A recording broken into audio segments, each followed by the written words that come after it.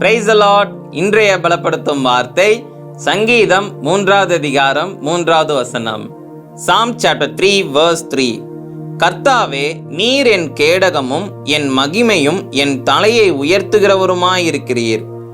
You, O Lord, are a shield for me, my glory and the one who lifts up my head. ஹல்லேலூயா.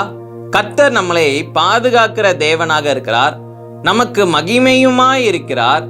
அவரே நம்முடைய வாழ்க்கையில நம்முடைய தலையை உயர்த்துகிறவருமாய் இருக்கிறார்.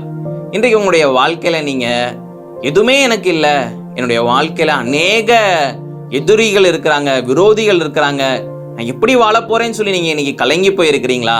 வேதவசனம் சொல்கிறது, கர்த்தர் நம் கேடகமும் நம்முடைய மகிமையும் நம்முடைய தலையை உயர்த்துகிறவருமாய் இருக்கிறார்.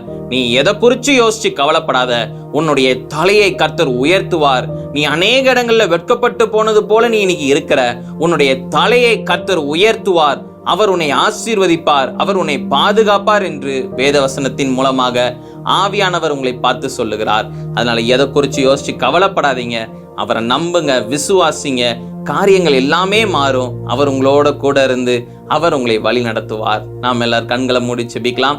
எங்களை நேசிக்கிற நல்ல தகப்பனே, எசப்பா, பிள்ளைங்க வாழ்க்கையில் ஆண்டவரே அநேக காரியங்களை ஆண்டவரே சிந்தித்து சோர்ந்து போயிருக்கிறாங்க, பயந்து போயிருக்கிறாங்க.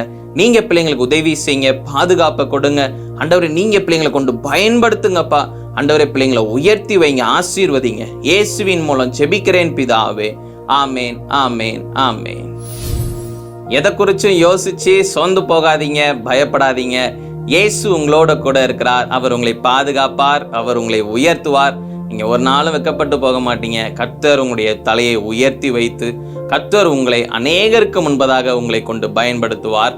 அவர் உங்களை ஆசீர்வதிப்பார். கர்த்தர் உங்களை ஆசீர்வதிப்பாராக. ஆமேன்.